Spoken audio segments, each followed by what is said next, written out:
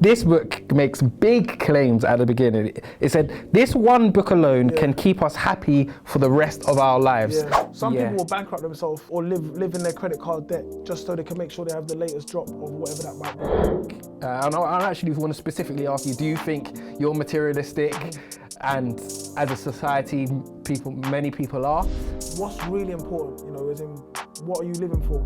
And what do you want to kind of be remembered by, or where are you diverting your energies? Where's your mental strength going? Do you think as humans, we always gravitate towards the negatives as opposed to the positives? Only when there's no trees left and no nature left and the world's basically gone to pot, people will realize you can't eat money. Welcome to The Power of Pages, where we review books that ignite your mind, elevate your life, and drive your ambition. And this episode, we are reviewing Bhagavad Gita. And this was my pick, this episode. Yeah. And I'm Mr. Fly. Yeah. You are. I'm Ty. I'm Mr. Fly. And yeah, I chose this book to start off with. I chose this book, it was recommended actually. Okay. A friend of mine, she's someone that I've worked with, recommended it, and I thought, all right, cool.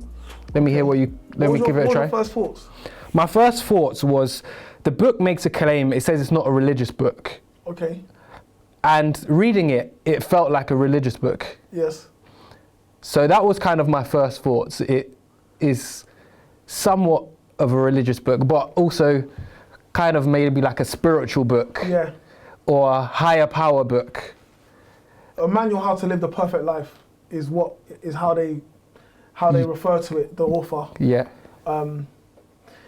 Okay, yeah. And also actually, this book makes some bold claims at the beginning. This book makes big claims at the beginning. It said, this one book alone can keep us happy for the rest of our lives. Yeah. And actually at the beginning of the book, the author was basically saying, if you read this book, you don't need to read any other books. Yeah. Everything you need to know about life is in this book. Yeah. And then even at the end, they talk about you have to keep continuously reading it. Yeah. And go back again. I mean, yeah, it's Did you have any idea? Any idea of what the book was about before you read it? No, I knew it was, I knew it was some kind of spiritual. Okay. That was my understanding. It was to do with like being oneself. Yeah. And it kind of is, but that was my only thought going into the book. What about you? No, I mean I had no clue what the book was about. Yeah. I'll go into what I thought about it afterwards, but what I've kind of seen, the book's mainly about yoga and yogis, like yoga. That's what I think, this perfect life is achieved via yoga. Yeah. I think. But yoga is not in the traditional term that we think, what we think yoga is. Yeah, you know what, on a bit of a tangent, I've seen something about yoga previously, that yoga is more, I don't know much about yoga, but maybe don't either, but people that kind of study and follow yoga is more than just turning up on a Saturday and doing some stretches and breathing exercises. So it's actually a way of life. Mm-hmm. In this part of, and it's actually quite spiritual as well, which I'd heard previously, more through some of the Christian things that I follow, is actually kind of a bit wary of yoga, because what you're allowing into your, spiritually, what you're allowing in, and what you're saying, and with the chants and stuff like that. So I've kind of heard about yoga in the past. I've maybe done yoga once or twice in my life. So I do know that what the general public might think about yoga isn't necessarily that. There's more to it, you know what I mean? So it's more than just exercise on a Saturday morning or a Sunday afternoon. There is a spiritual element to it, as we've seen in this book. Yeah. I think he talks about supreme yoga, karma yoga, and jnana yoga in the book. Again, I don't really know what they are. I know how he's kind of referred to it in the book like that, but I feel that when they say this is basically a manual for how to live a perfect life, I believe they're saying it's achieved via yoga, as in that's the kind of channel which you go down to get to. We're kind of dancing around it at the moment, but we'll get in there in a moment. But that's the way you kind of achieve it. And when you say yoga, you're not just talking about the movements of what we perceive as yoga. Yeah, as a general, but people, I've got some really good friends that are yoga instructors and know and go travel and stuff like that. So they can maybe talk more into that. But yeah, I mean, for me, this book was quite challenging to read, to be honest with you, man. Like, yeah, because I didn't have a clue what it was about. So I jumped in the first chapter, and I was like, what's this? I was like, what's Tyler got me reading? Like, I said to my wife, I was like, what is this? So then I had to go back and read the introduction, because I was confused, because even the spiritual side of stuff, the spiritual stuff aside, the way the book is written is not, I'm not a fan of it. Yeah, okay. You kind of jump in the first chapter with a character or a person called Arjuna, and it's called Arjuna's Grief. And it's kind of like a battlefield. There's a war going on. You know, I found it quite tricky to kind of read and, you know, to understand. But the way it's written is it's verses, but it's a song, right? It's verses. It's verses. Yeah. I don't know if it's a song. Okay. Maybe I didn't get that from the book, but it's definitely verses. I feel like they referenced that. Okay, it's verses anyway. Yeah, It's verses, and you're kind of mid-conversation. You know, it was quite difficult. What I did like, which I was grateful for, was at the end of each chapter there was a summary. Yes. Which was really good, because I was like, what did I just read? Do you know what I mean? It's like, seriously. So that was a bit of a challenge. But yeah, I didn't. You know, it talks about this character, Lord Krishna, who's essentially God. Yeah. And there's gods and demigods. You know, I'm a Christian, so that kind of goes against my faith. So it was a bit. I didn't necessarily enjoy reading something where it's calling this person God and all this kind of stuff. Yeah. You know, but that's why I was a bit like, is this a philosophical book? Is it philosophy, or is this actually to be taken as truth, as gospel, should we say? So that was a bit, for me, I was a bit, okay, really trying to understand and decipher, which was tricky because of the way it was written. Yeah. But there is a message in the book that I like, which I don't want to go too far, but the message is about letting go of your material side of things. And there is a good message there. But again, I'm always wary when it comes to spiritual stuff and spiritual stuff. For me personally, that kind of doesn't really fit with my faith and whatnot. But I want to ask you a question about the materialistic side, because I did like that message of the book, and it was kind of basically saying, don't be materialistic. Focus on, devote yourself to the skill of action as opposed to the rewards. So you're focusing on the doing and not the outcome. Just be at one with experiencing things and doing them because you want to do them, not because of the reward. But before I ask you about materialistic, and I actually want to specifically ask you, do you think you're materialistic? And as a society, many people are. But before we come on to that, I want to speak to the audience and let them know something. Because if you're new here, we review one book a month, and at the end of each episode, we explain to you the book that we're going to be reading over that next month. And we want you to join us on our book reading journey. Both Mr. Fly and I have both got tremendous value out of reading, and we want you to join us. All the links to all the books that we've reviewed are in the description box. This is now book 47. And I just want to say to you as well, I'm proud of you, man. And I'm proud of us. I'm proud of you. So thank you. Thank you, brother. Thank you. Cool. Book 47, that's big, you know. I know. We're moving. Back to the question. This book talks about, materialistic. Do you think, like, maybe we're brought up to be materialistic, or do you think you're materialistic? Which one do you want me to answer? Let's go both, in whatever order you choose. I think we live in you find your tribe, because some people are not materialistic at all. So I would say, but I think there are pressures, depending on where you look and what you pay attention to, there are definitely pressures to be materialistic. I think, talking about myself personally, I am to some degree, to be honest with you, and it's something I don't like to admit. I do mind about certain things that I'm wearing or not wearing, or what I have, that on like a kind of a surface level. Yeah. But on a deeper level, I don't think I am. You know, that maybe, on a deeper level, I don't think I am, because I know what's actually, to be, not going too much into my life choices as in my path of life, but when I set up FFLY Youth, it was me actually consciously turning away from money and material things. You know, because I've always been, me, obviously people with like business, I'd always been into business, but it was always about profit. What's the bottom line? When I set up FFLY Youth, it was like, I was literally going away from that and be like, passion first, profits second. So what am I passionate about? So that was me like taking a turn away from, certain things I don't care about. There's certain things I don't care about when it comes to materialistic things. one of the things I like about you actually is that I know you're not, and that's I'm very. You know, we were just away on holiday or something, and there's certain times when I look and I think, you know what, I like Tyler because Tyler's he doesn't need these things that other people need to make them feel confident. Even myself, maybe. There's things that Tyler don't need, and people respect that about you. So I think I am to some degree, I'm still maybe working it. I'm not as materialistic as some other people, but then also I'm more materialistic than other people. So, you know, to some degree, so yeah. You know, that's the nicest thing you've ever said to me, man. Okay. It's true. I don't want to let's not get too like that. Yeah. But it's true. You know, that's one of the things I like about you. That Ray, you don't care about things that people care about. That people really put a lot of, you know. Yeah. Do you know what I'm saying? Put a lot of thought into, and the thing is, but people respect you anyway, and that's for me that's big, because I know some other people, if they're not wearing this label or that label, they have no confidence. And you just have confidence. So big up. No, big up, man. Thank you, man. Because back to the book, that is kind of, the ethos. I felt like this book was talking about certain things that I do already. So it was kind of like, you know, live with purpose, don't necessarily do things just because of the outcome.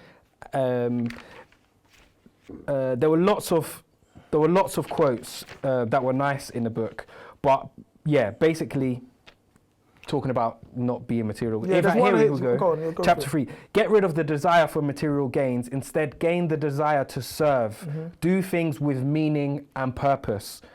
And of course, maybe there's times where we do things for the result, but for me, a lot of things that I do are for purpose, and they have meaning behind them, not just because I want to be a billionaire or you know, material desire is a roadblock to spiritual development, which I agree. So I mean, it's like, you know, so that's one of this book, and I think with the book they're trying to push you towards yoga as a lifestyle. You know, Krishna is, I mean, I'm going to give a little breakdown of the characters. Yeah. If you could maybe give a bit more clarity on them. But Krishna is Lord Krishna, which I believe is a god, or is a god, right? I think that's how they reference it. Lord Krishna is like the higher power, the god. Yeah, and Arjuna, I didn't go back to see, but I know Arjuna was a person who was in war. There was a war at the beginning. You enter the book on a battlefield, and there's a war going on with Arjuna, and I can't remember the other person. And they kind of, I think it was King Deha, I cannot pronounce it. The names are really difficult to pronounce. Yeah, but that's fine, that's cultural. And remember while you was reading it, because they're not like names that we come across every day. That's fine, that's a cultural thing. Yeah, so this was, so it's pulling you away from that material side, you know, and more to your spiritual side, and trying to enrich your soul and enrich your life away from, because it's all this stuff, money, clothes, cars, houses, you can't take none of it with you when you go. And it's not actually what life's about. Do you know what I mean? But I think there's a balance. There's a balance that people find, and I think to some degree, you know, you mentioned in the past about wanting to have a haircut, you know, because you present yourself. So is that material? Maybe if I'm not material, I don't care how I look. Do you know what I mean? So there's levels, you know, and even with some people make a real effort to not care, to look like they don't care how they look. Do you see what I mean? So is that material? It's a very good debate. It's a very good conversation, actually. I want to touch on it for myself, actually, because although I don't think I'm materialistic, there are levels to it, because there are some areas where maybe I'm a little bit materialistic, where, you know, like for example, I've got on Nike trainers. Why am I wearing Primark, or do you know what I mean? That's still a level of materialism. So I think we all are materialistic in one way or another. It's just the level of which you are. And that's what the extremes of where you go to. Some people will bankrupt themselves or live in their credit card debt just so they can make sure they have the latest drop of whatever that might be. Do you know what I'm saying? Some people do all sorts of things. So there's definitely a spectrum of where and everyone kind of lays on it to some degree. But moving on from that, like, they talk about meditation and stuff. What's your views on that? Meditation, I think, depends on the individual, to be honest. I think it can serve as a great practice for many, many people. And actually, there's a lot of research around it that it helps a lot of people with stress, anxiety, depression, and it can help a lot of people. As far as myself, I don't practice meditation massively. Here and there, I might take a 5 or 10 minutes, but it's not in the sense of the traditional meditation. It's my own form of taking time for myself and meditating. So, yeah. No, I mean, that's fine, because obviously in this book, Krishna, who they say is the supreme God, that's what it's referred to, supreme God. He is considered a manifestation or incarnation of Vishnu. And again, that was confusing again, because that reintroduces another character. Vishnu's Hindu, right? Yeah, I believe so. Yeah. Okay, that's interesting. I missed that. Yeah, okay. So that makes sense. So yeah, meditation is generally thought of as a beneficial technique for calming the mind, relieving stress, improving attention. The mind's difficult to control and restless, but by practice of yoga meditation, and dispassion, it can be controlled. So I in the past I've meditated. It's definitely a practice. It's something that I don't think you can master, because there's always levels to it. Do you know what I mean? Some people are really good at meditating. I think for me personally, I don't currently do it anymore, but I find my space of mindfulness. Like I find definitely through like exercise, even through reading, definitely exercise takes me to a place of mindfulness. Like I know that when I'm training, I think it's the relation between body and mind. You know, when I'm really, it allows me to think at a deeper level, because everything else is kind of shut out, and I don't have to force myself into that. It just happens, which I like and enjoy, and I realize, oh wow, like I went deep. Do you know what I mean? I went deep there. So, but you know, I'm all for meditation. I think, you know, or find giving yourself that mental gap, whatever that might be. Especially, you know, the common world. We've got so many distractions and devices and all sorts going on, as there always is. But I think now it's definitely time. It's good time to find that pocket of where you can 5 minutes, 10 minutes. If meditation is that way in, you know, if yoga, that's why yoga definitely has the benefits and the pluses, because it gives you that. But then exercise can also do that for people, X, Y, Z. But they speak about it quite a lot in the book, and the yoga of meditation, I think that's chapter 6. Yeah, and you know, I agree that it can be beneficial for some people, but I personally believe you find what works for you. Yes. So like you said, exercise really helps you, and reading. In fact, those two. How do you define meditation? Meditation, that's a definition. That's a great question. How do you define it? Oh, how do I define it? How do you define it? Taking a moment away from my daily responsibilities to just think and just be peaceful with myself. I would add to that, to not think. Personally, for me, it's to not think. That's why when I used to, obviously I train now myself, but when I used to go to where we used to train, I used to like going there, because I don't have to, I just listen to do this, do that, do this. Oh my days, I don't have to think. So that for me is a form of, I feel like it's a form of meditation for myself. Exercise is definitely, because I don't have to think about nothing. That's why my exercises are quite simple. I just do the same thing, because all I have to do is count. It just gives me a mental break from all the mental things I have to think of. Do you know what I mean? So for me, it's actually a time to not think and to not reflect. It's just a time to just count. Do you know what I'm saying? Like, literally, honestly. So, but I think that's why I was asking what your definition is, because your definition might not necessarily be the textbook definition of what meditation means. It'd be good to know. We can check it up after what the definition of meditation is. But I think it's just giving yourself that mental space to do whatever you want to do within that space. And that's for me what kind of meditation is, you know. Yeah, you touched on it there briefly. Just football, it does that for me. When I play football, it's just literally you're just in the game. Nothing else matters. Even another one, just to give the viewer some additional insight, is cold showers. I'm someone who does cold showers at the end of my warm shower, and in that moment, nothing in the world matters. You're just cold. Nothing in the world matters. You're just in that moment. So I wouldn't necessarily call that a form of my meditation. Is it? Would you say it'll give your mind a break? Yeah, I would say it gives my mind a break. Because actually today, before I got in the shower, I was thinking about certain things at work, and then after, like, they were not stressing me out, but they were on your mind. They were on my mind. It's like, all right, cool, I've got to deal with this, deal with that. Anyway, after the shower, it had gone. Okay. Because that cold just, boom, Took it out. Took it out. So yeah, the book talks so much about materialistic stuff, which I feel like it's kind of a book telling you, don't be materialistic. I think it's the material world. The material world, yes. Because there's materials, there's materialism, and it's got different facets to it. Do you know what I mean? Yeah. So yeah, I think I agree. Yeah. So, for example, just one of the quotes that says, "The purpose of human life is to get rid of the material world permanently and reach the divine world of Krishna." Mm-hmm. So again, get rid of materialistic things and get rid of the material world and what we're all chasing, or what many people are chasing. I think it's just devotion, and I think it's like, what was you gonna say? No, I was just going to touch on that. It's like, I feel like this book just kind of says, when you have faith in a higher power, I think, let's touch on the power of the pages while we're here. Okay. For me, just while I'm on it, the power of this book for me was, when you have faith in a higher power, everything's going to be okay. Mm-hmm. Mm-hmm. And I think that's what I took from it as an overall thing. Is kind of like, having faith in this book, in this context, Lord Krishna.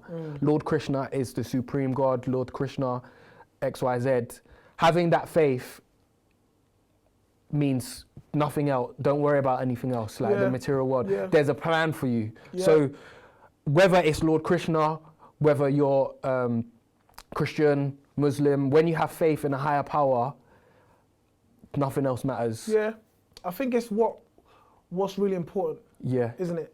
So it's like, in the sense of like, is it important to have the latest pair of Nike trainers or insert your designer brand here? Do you know what I mean? So is it important to have this watch or whatever? Really, it isn't. Do you know what I mean? What's really important is, what are you living for and what are your values? And they talk about it in this book as well. They do talk about the values. And I think they call it the evils or something like that. I forget what it's called. But what's really important, is in, what are you living for? Mm-hmm. And what do you want to kind of be remembered by, or where are you diverting your energies? Where's your mental strength going? Is it just on, okay, I need to get this rise, I need to get this pay rise, but it's hard, because in a world where you need money to eat and you need a bed to sleep, we see there's extremes of poverty. There's different extremes of it, and it's all relative to your environment. It's sometimes, and maybe that's the trick of, you can get really, get deep on this, you can get really deep in the sense of let's go there. Maybe have we been kind of hoodwinked to think things that are important are not actually important, and, we all know friends that have different views on the way the world is and whatnot, where you look at the newspaper or the news and it's telling you this information about this current celebrity has done this. Yeah, yeah. Does it really what does that do? What does that do for you? Who cares? Do you know what I'm saying? On a deeper level. So I think what I do like about the book is it's trying to divert you away from the normal BS that we have on a day-to-day, normal stresses that we have on a day-to-day, like you said. But the issue I have is for me, Lord Krishna is not the answer to it's not my savior. Yeah. Jesus Christ is my savior. Do you know what I'm saying? So that's kind of like where I was like, oh, this is a bit mad, reading this. But I'm open-minded. I'm happy to read it. I'll read it. It's good. It's good clarity. And like I said, that message is, I like it up to the point where it's saying to me, this is your savior. Do you know what I mean? But that's other people's faiths and all that kind of stuff. That's why I was like, is this philosophy or is this? Yeah. Is this? But he's saying it's not a religious book. Yeah. So it's a bit confusing, because I think if it was written in a different way, it would have maybe conveyed the message to me. But it left me with a lot of questions. Yeah. Towards the end. Because you have to read in between the lines a little bit. I think in the book, it's kind of, it's not clear. It's kind of, you have to interpret it, which it's not giving you clear guidance on how to interpret it. Yeah. It was a bit confusing at times. Maybe that's why they say to read it more than once. Yeah. That's what I'm saying. Like when you watch a film and it's layered and you so you can get to grips with it. Do you think, I want to touch on a question here, and it's just a piece of a quote from the book that I took out as well. Do you think as humans we always gravitate towards the negatives as opposed to the positives? No. No, okay. I think no, I don't. No. Do you think, so we gravitate more to the positives than the negatives? I think it depends. No, I don't think we do. I mean, maybe So I'm it's talking no about to myself both. personally.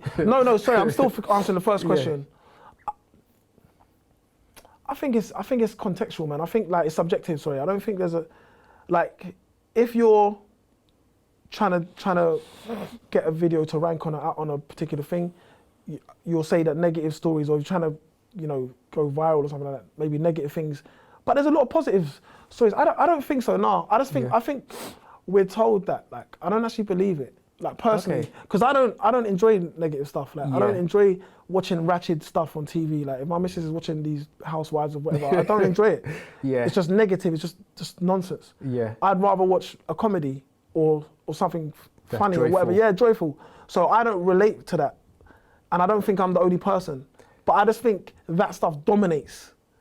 Do you know what I mean? I just so you think there's more of it? I think it dominates. Because I feel like if we're talking about music, and you've got like music forms. I'm not going to mention any particular forms, but there's certain types of music that because this music talks about these things, these negative things, and it sells well, and there's a market for it, and it's publicized more. People now aspire to make more music like that. Do you see what I'm saying? So it's kind of like a vicious cycle. But I think... But people are still listening to it though. Yeah, but you're being fed it. That's my opinion. You're being fed it. So it's like, wow, this person is successful talking about this stuff about the ends. Like, all right, the ends. But there's two sides to the ends. There's that side and there's more than one. It's multifaceted. Do you know what I mean? So I don't think so. I just think it's kind of like a self-fulfilling cycle, a self-fulfilling prophecy where it's like, I don't think we gravitate to the negative stuff. I just think we're kind of shown more negative. So it kind of appears that we gravitate that way. Personally. That's interesting. If that makes sense. Yeah, no, that makes sense. What do you think? No, I think people do gravitate towards the negative. Why do you think that? Just from life experiences, I think even if we go back to difficult conversations when we talk about the communication, if I say something in a particular way, the other person might take the negative out of it straight away rather than the positives. So if we're having a conversation, I say, Chris, you're a really great friend, but sometimes, I don't know, your foot's big, your arms... All right, I got you. Yeah? Yep, I got you. So you haven't taken the positive, you've taken the negatives. Yeah. All right, go on, hit me. No. It's just, this is a survival factor. This is a survival thing.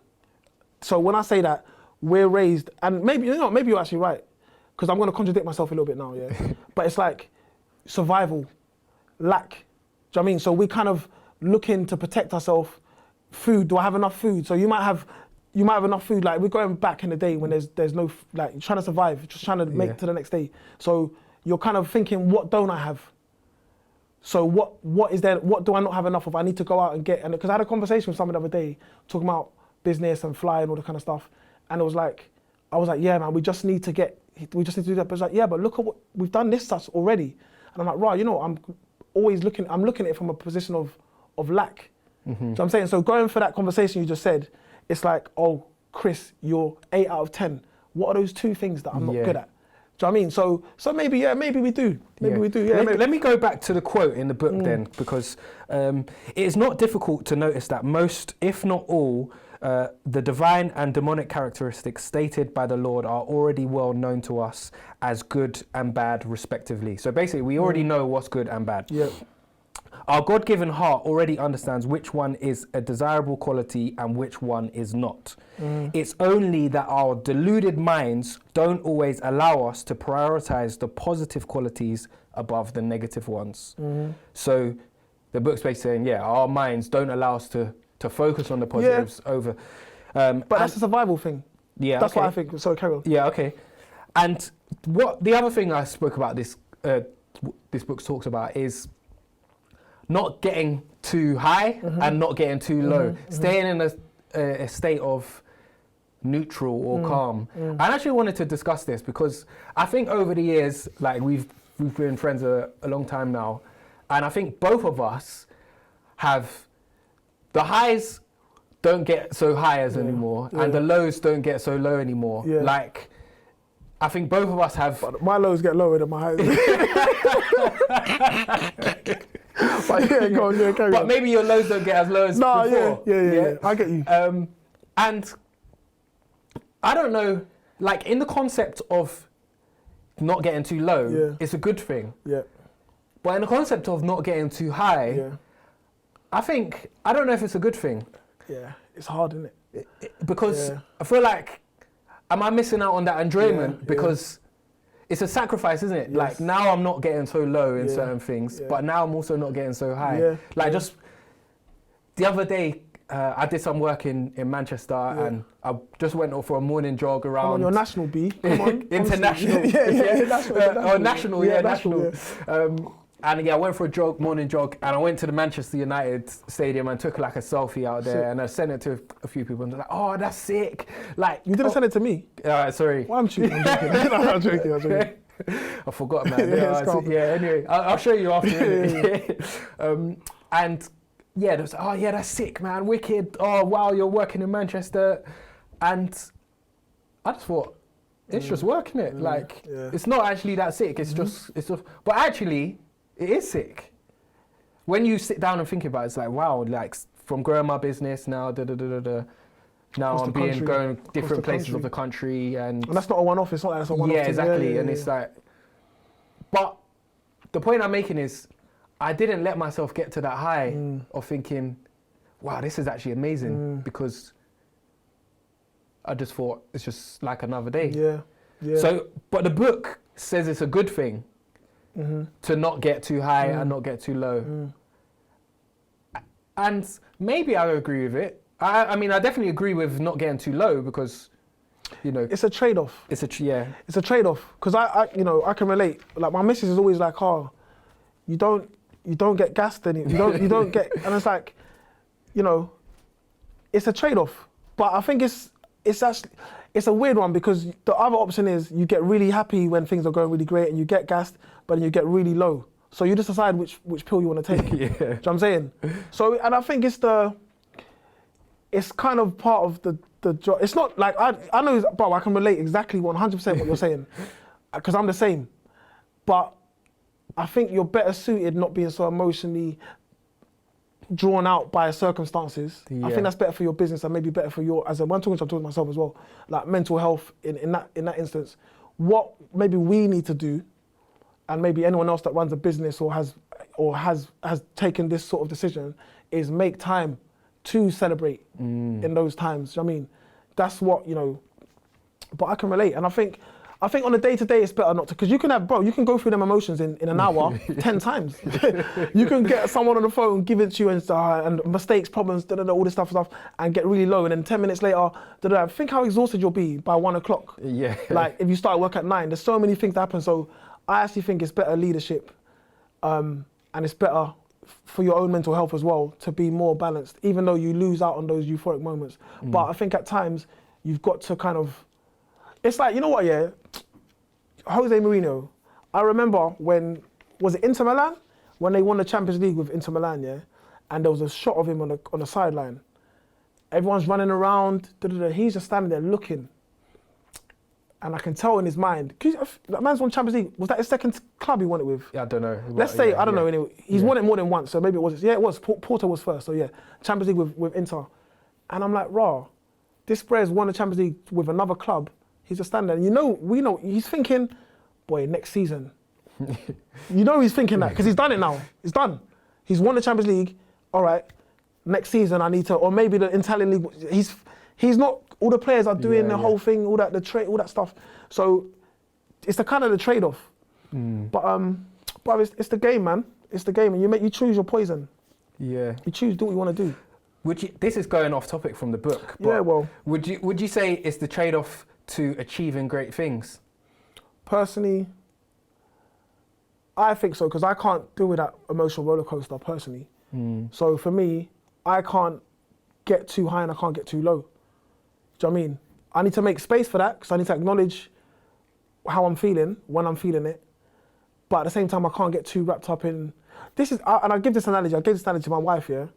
So we used to box, XYZ, I was like, Ray, imagine you're having a fight, yeah, one of the fights you had, and you just let off the sickest combination, yeah, banging. You can't admire your work for too long, because another punch is coming. Yeah. The longer you can be like, the longer you stay there and admire your work, it's gonna be a negative for you. But on the other hand, let's say now someone let off a sick combination on you and you're buzzed and you're rung up, or you're not even buzzed, but you know you're losing a round. You can't stay in that emotion too long because it's just going to get worse. Do you know what I'm saying? Yeah. So you have to just ride with it and roll. You getting punched up, you do your thing, okay, reset, calm, emotion. I'm calm, I'm here. You've done your thing, boom, let's combination, okay.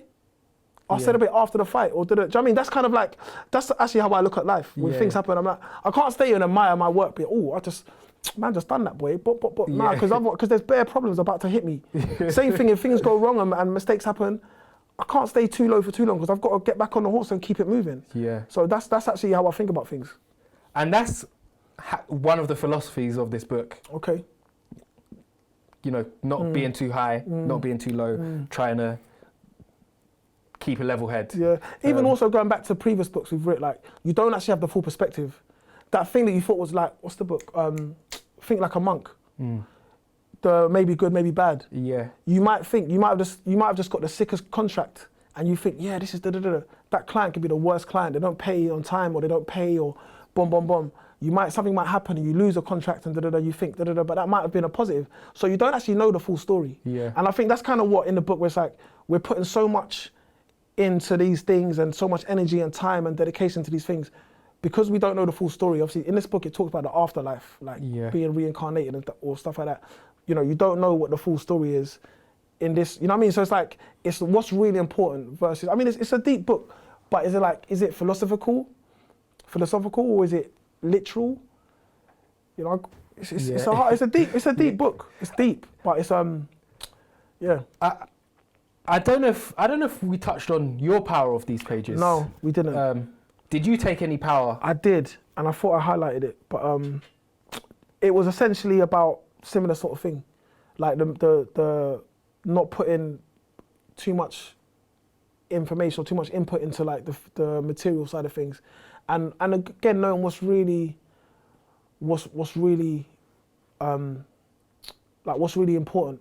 There's a saying I think I've seen somewhere, and it's like, I think it's I'm not going to say who I think said it because I don't want to say it wrong and offend anyone, but basically the quote that I saw was like, people, only when there's no trees left and no nature left and the world's basically gone to pot, people will realise you can't eat money. Do you know what I'm saying? So I think it's like our value, but it's so much bigger than me and you talking. Like there's so much going on that we're not even aware of and whatnot. So that's why you just put your faith in God and just trust that things are gonna be right. That's how I get through it. Yeah. You know, what's really important and what's not. And your family's important, your friends are important, and the impact you make on other people are important as well. You know, and what you kind of give and whatnot. You know, we're like vessels. We're here to do good. So that's what's really important. And I think people know that on a bigger level, but it's hard to always apply that. You know, we're not always our best self. Yeah, so it's hard. Yeah, okay. The last thing I think I want to touch on is action without knowledge proves to be counterproductive. Yes, that was actually that was action beats inaction or something like that. Is that what it said? There's a part in it. Yeah. Oh, there we go. Sorry, this was my power. This is my priority. Thank you. Action is greater than non-action. That's what it says. Yes. And I'm all for that. Yeah. I'm all for that. So that's my power of the page. Action is greater than non-action. Action is greater than non-action. Yeah. What about this? Because there was a quote in this section that I'm not sure I agreed with. Action without knowledge proves to be counterproductive. That actually contradicts. Well, knowledge, there's levels of it. What do you think? Go on, what do you think about that? I don't think you need knowledge to take action. When you take action, you can learn the knowledge. Yeah.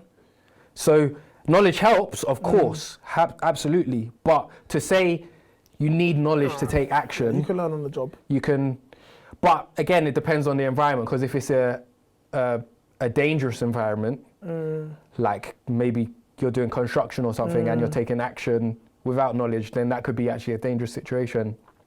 But for non-dangerous situations, I think you can take action without knowledge. But the action is maybe to attain the knowledge. That might actually be the action. Do you know what I mean? So yeah, it would be kind of silly for me to think, you know what, I want to drive a plane, I want to fly a plane, and jump into a plane and just start trying to fly it.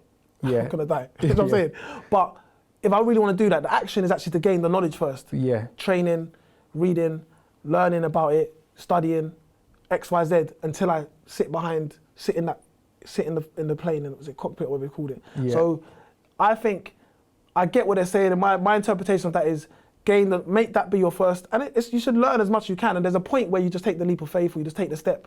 But I think I kind of get that because it's relative. Do you know what I mean? Like you can't if you don't know how to do things like really technical stuff, like if I try to do what people are helping us do right now, it would be terrible because I don't even know how to manage the stuff that they're managing. Do you know what I mean? So it's like that. Big up the production team. Exactly. Big up the production team. Big up Nick.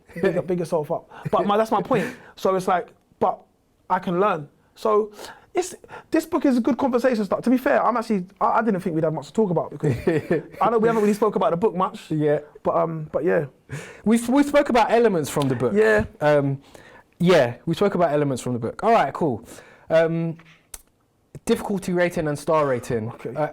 I'll go first because I picked it and it's my turn, isn't it? So difficulty first, difficulty rating.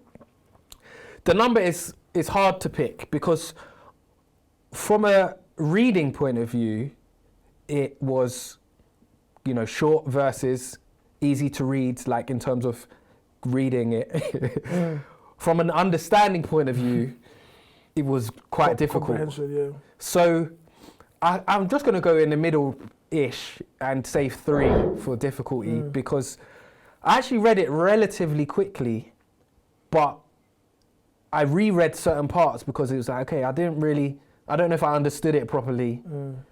So that part was difficult, if that makes any sense at all. So yeah, difficulty rating for you.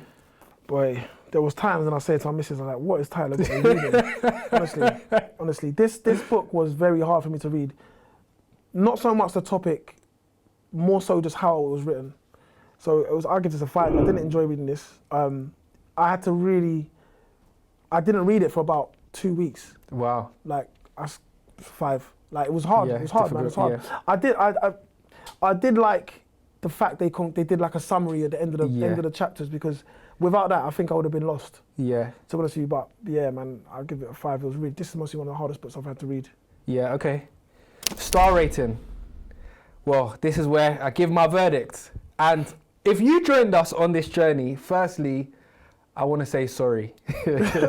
Sorry if I made you read this book. I'm so sorry. I didn't enjoy it, man. And I can tell already you didn't enjoy it. And yeah, I didn't like it, to be honest. I took something from it, I never regret reading the book. But yeah, I didn't like it. And because it gave, some gems, I'm going to give it a 2. And potentially that's generous for potentially. So yeah, Boy. 2 out of 5. Boy. And to you, I'm sorry. Yeah, apology accepted. Like, don't do it. Are you gonna Are you gonna apologize for the last episode? No. Let's stay on topic. No, I'm not. I'm definitely not. You should be apologizing to me. But bro, before this, honestly, yeah, I said to my missus the other day, I said, I'm giving this book a 0. That's what I said. I said, I'm giving this book a 0. I was like, and I was steadfast, and I don't care how the conversation goes, because every time I talk to you, it's good because you showed me stuff I like about the book that I didn't even realize I like about the book. But I'm giving it a 1 based off the conversation. Would I recommend? I think it depends where you are, but for me personally, I didn't like the way it was written. The message, I like the message, but it just didn't hit me, man. It was just hard. It's one of the hardest books, and it wasn't that hard. Do you know what I mean? Not necessarily language, but I'll give it a 1 because it's not a terrible book. Some people will definitely get value from this book, depending on what your belief system is and all that kind of stuff. So it's not a 0. That would just be being emotional, but it's a 1 for me. Yeah. Okay. Fair. If anybody wants my copy, just hit us in the DMs. I'll send that out to you. So next episode, we are reviewing Start With Why by Simon Sinek. This is Mr. Fly's pick, and this is the original book he should have picked. Well, we've read a Simon Sinek book before. We read Leaders Eat Last. You can check that out. I think it's book 42 or 43, something like that. Check that out. But this is the next Simon Sinek book we're going to read. Yeah. But this was the first book he wrote, I think. This was the book that kind of blew him up. Yeah, so he's got a YouTube. Anyway, millions of views on YouTube. Anyway, so next book. But yeah, that's it. Just one quick thing as well. If you watch the next episode, I got a quite funny story when I met Simon Sinek, which I'll tell you in the next episode. It's quite embarrassing for me, but anyway, see you in the next episode. This is the power of pages. And we review books. I forgot that I need to say the first line. Yeah, I know. I forgot about it until you said it. Yeah, bro. Nick, do you want a book?